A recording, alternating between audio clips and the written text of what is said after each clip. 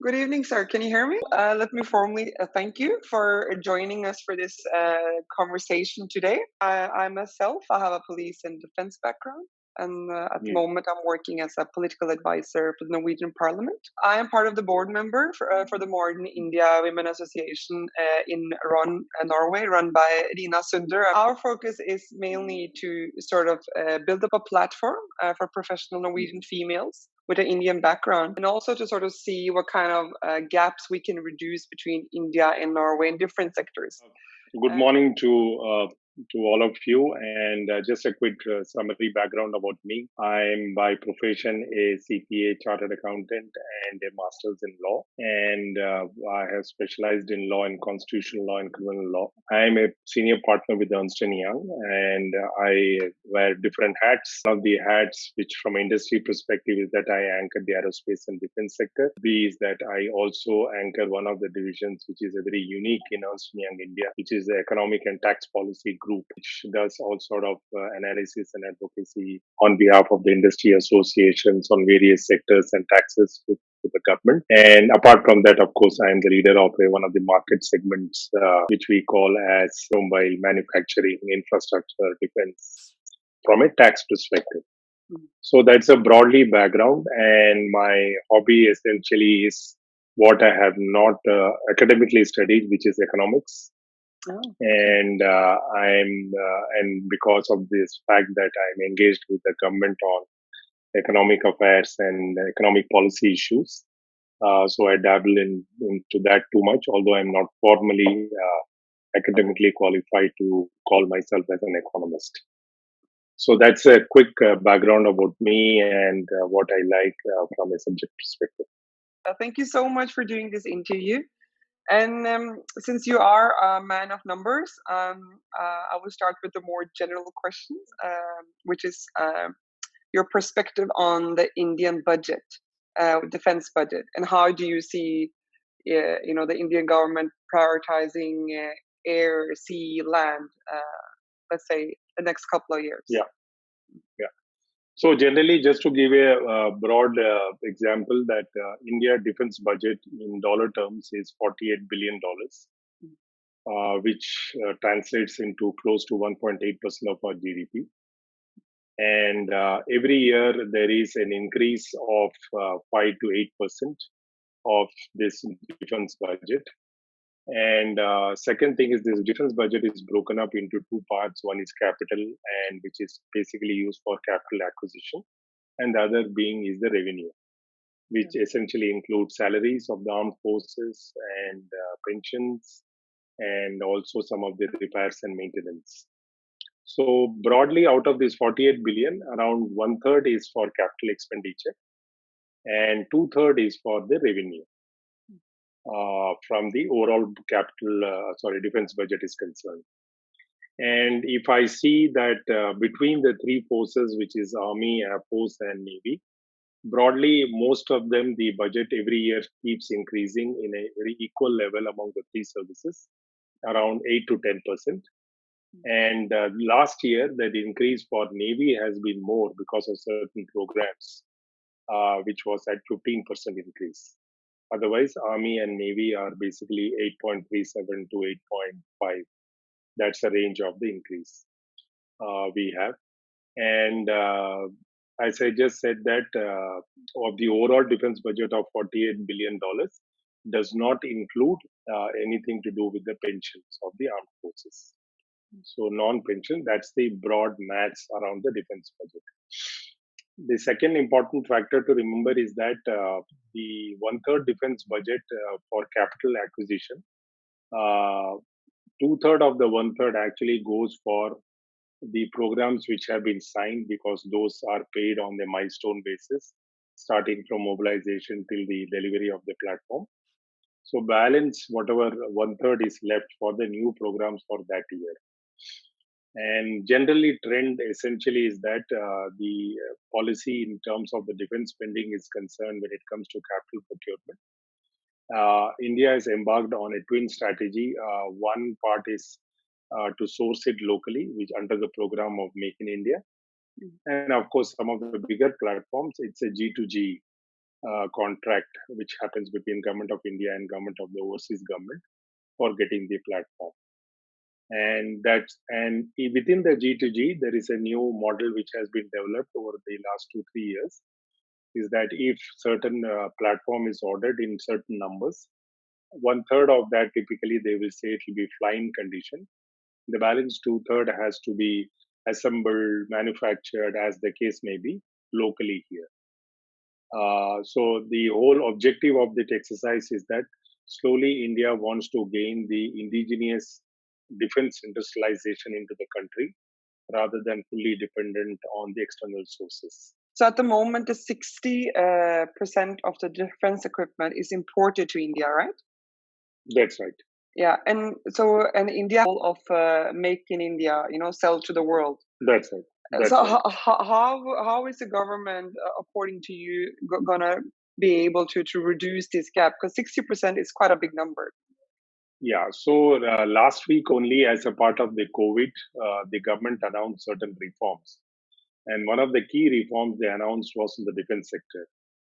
And there were two relevant one, which is for the purpose of the topic what we are discussing is one, they said that they are going to come out with a negative list of certain components and equipments which necessarily government will procure locally from India. In other words, it means these components will never be imported from abroad. So that gives an advantage to the local industry so that they can continue to manufacture and get orders for those areas. Second big change which they made is that they changed the foreign direct investment limit, which used to be 49% to 74%, which means any foreign company today can come and set up on defense manufacturing, be it subsystems, component, platforms, anything, with 74% equity, and the balance 26 goes to the local player, and they can manufacture any of those things, and they can still supply it locally here to the Ministry of Defense. And that does not come under the negative list, because the negative list says following items will not be imported. There is a ban on the import to give advantage to the local industry. The local industry could be a subsidiary of a foreign company, a joint venture company, or fully owned and controlled by Indian promoter owners. So that's where that advantage is sort of balanced. And for those technology platforms which necessarily have to be ordered through the government route from an OEM, for that, of course, it will follow on the government to government route. If we can go from budget and looking into more defense strategies, according to you, is the geopolitical goal for India's defense sector? I mean, India is such a powerhouse, especially in Asia and also, in the rest of the world. How do you see that India's role? Yeah. So I will just step back a minute. I mean, essentially, our geopolitical goal when it comes to the defense sector manufacturing is concerned, our goal is to create a self-sufficiency in terms of most of the defense equipment except those high-tech technologies. And when I step back and look from the independence from 1947, one of the strategic sectors was the defense production, and that's how we started with the government-owned undertakings, which we have 6 in numbers, which started right from the independence, who are engaged in the manufacture of the various defense arsenals, platforms, products. And somewhere when we opened it in our economy in 1991 to the global economy, then basically we came into a market-driven economy. And however, the defense still continued to be state-owned manufacturing when it comes to defense. But in 2001, the defense sector moved to something called as a license production, which essentially means that we get the license from an OEM and we sort of start manufacturing. Come to 2014, actually, then we started, rather 2012, we opened up very partially the defense sector for the private sector, which means that only from the state-owned enterprises, we started also moving into some areas to the private sectors. And so we initially started with a foreign direct investment of 26%. Then in 2014, it moved to 49%. and last week it has moved to 74%.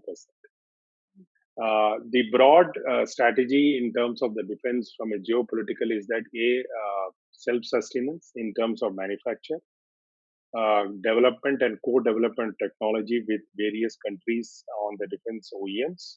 So the countries with whom India typically works is Russia, Israel, US, France, so like this. So historically, we started most of our procurement, 90% of our procurement on defense side used to be from Russia.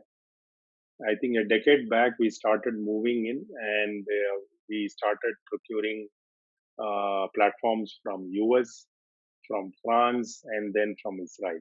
Yeah, the Boeing contract is interesting. Yeah. So that's how we have to sort of spread, because India continues to be the world's second or third largest in terms of the defense imports is concerned. So we have spread our market to various countries. And of course, there are very many European countries which have a specialization in certain areas. And we do have an engagement with them when it comes to those specialized technologies in any of these services is concerned. So with the last week announcement on the reform on this, now it is pretty clear that we want to achieve both the things. One is that self-sufficiency, which is called as self-reliance on the defense production, and also give an opportunity to the private sector. And also we realize and understand that some of the technologies which we may not have in some areas, there we will invite the OEMs to set up their joint venture along with the local partner to manufacture or to develop those co-develop the products. So, still staying on the geopolitical topic, I mean, in South Asia, the war in Afghanistan, and especially with the peace process now, I mean, it was just on the board, and then of course we had the coronavirus. Everything is of course delayed. But still, do you think the peace process will have any positive impact on the Indian-Pakistan relationship? And also, do you see India playing any large role in the peace process? Is it something that we can contribute with? First and foremost, one thing is that it is not the case that that was determining factor vis-a-vis the Indo-Pakistan relationship. Of course. Our relationship essentially, I mean, whatever relationship or otherwise, is based on some historical happening which happened during the partition, the way it was managed. And India continues to be the secular country and invites and welcomes, preserves, protects all religions and cultures, which may not be necessarily the case.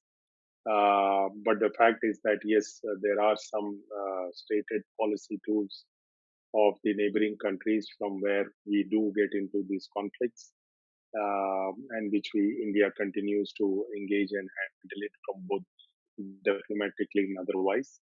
And I don't think so.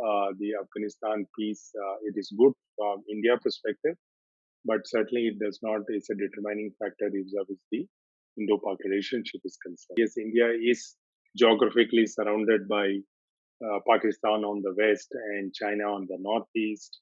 And we do have some border disputes on and off with Myanmar and Bangladesh because the borders being porous.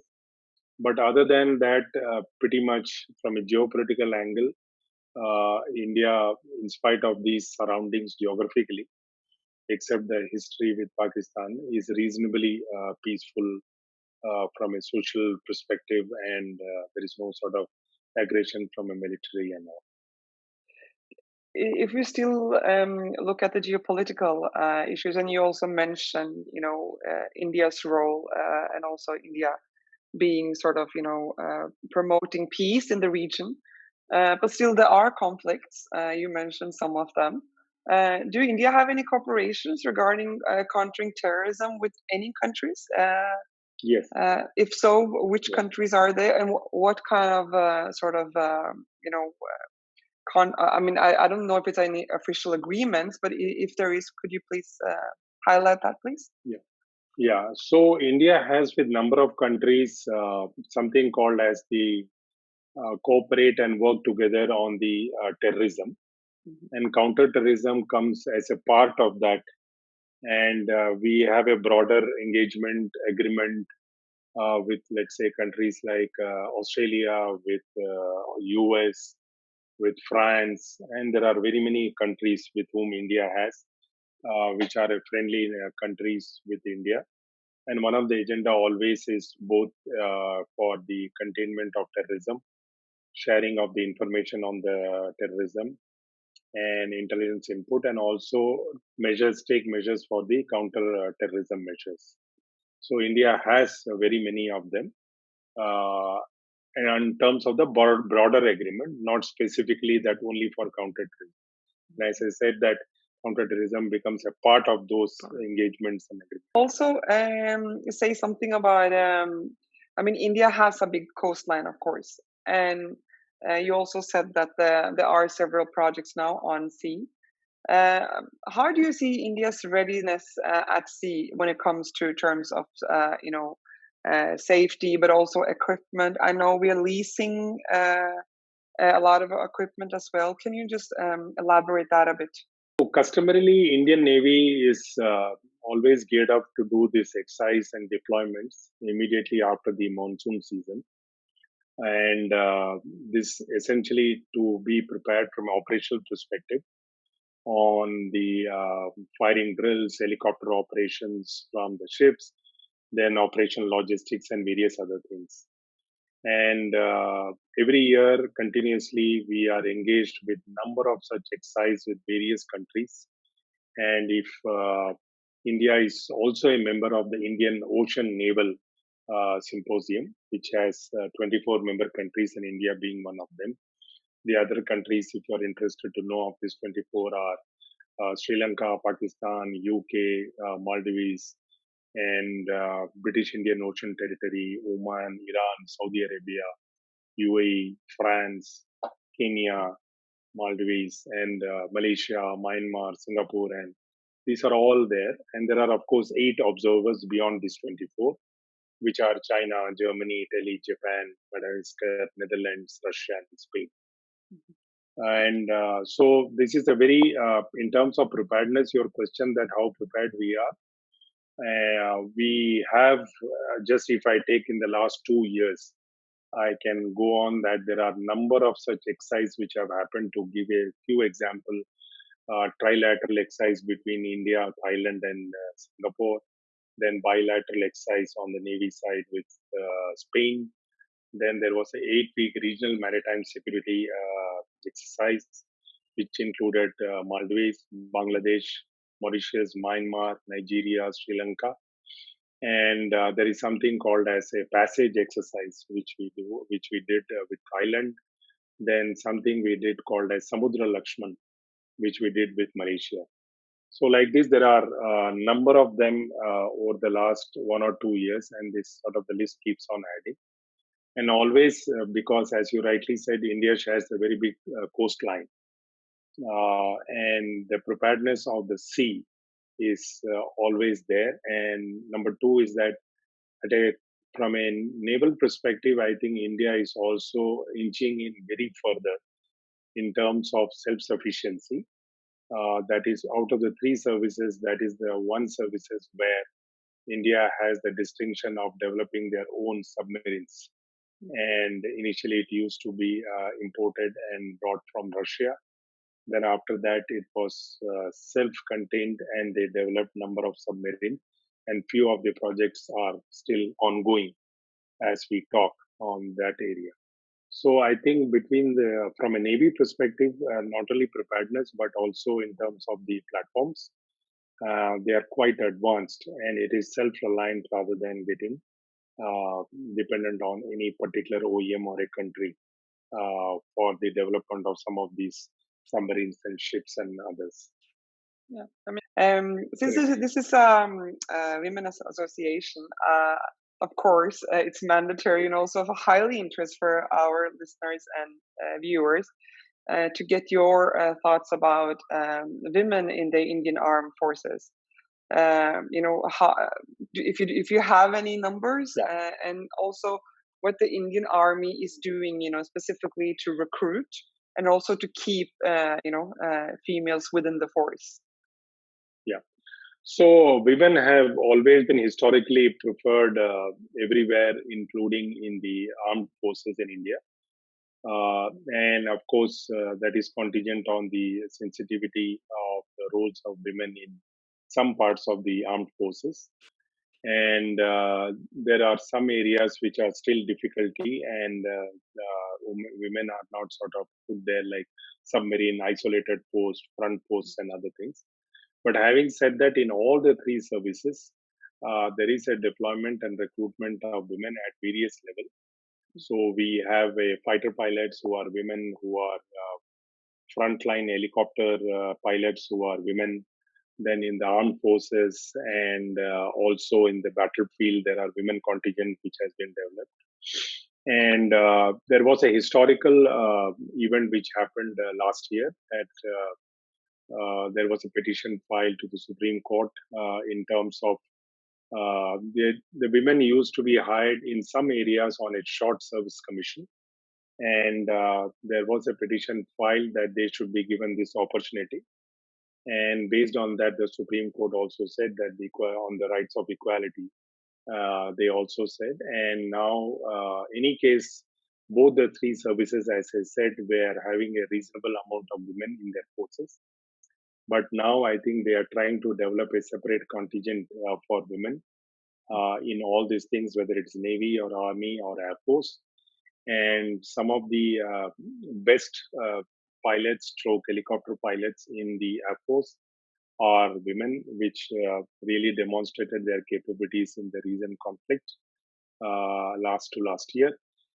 So to that extent, I think Indian Defense Forces are very much welcome the women, except on certain areas, as I just said, because they do not want to really risk.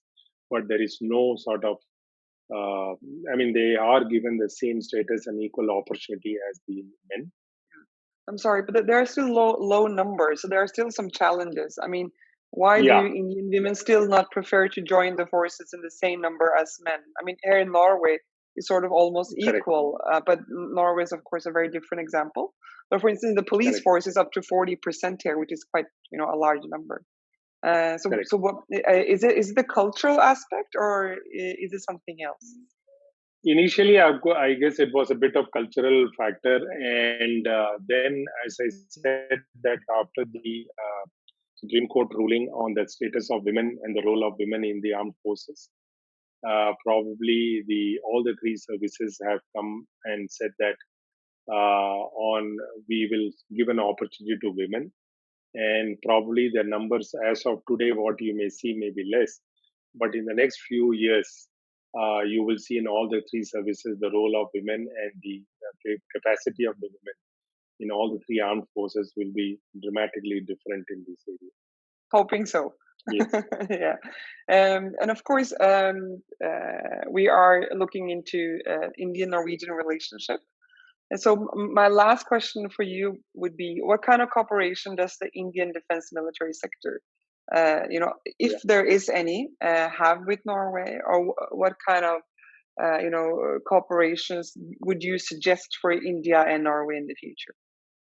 Every year we have the Defense Expo exhibition, and last year in 2020, or rather this year, 5 of the Norway defense company participated in this, and their names are Kongsberg and Herikesen, then what is this, Sensor, and another one.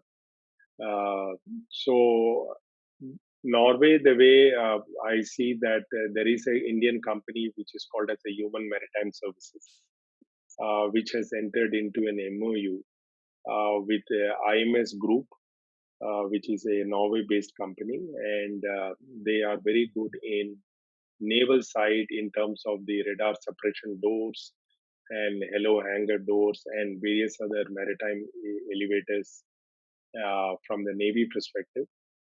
And so if there are few companies in defense from Norway which are very good in the naval side, and there are 1 or 2 products which I don't have right now written, there are one or two products where probably Norway can really contribute vis-a-vis the defense products stroke platforms are concerned. And to that extent, there is some discussion still going on at a very high level. And these are quite niche products, which probably Norway has a advantage over some of the other countries. And I do see some engagement, interaction, procurement as we go forward from some of these companies from Norway.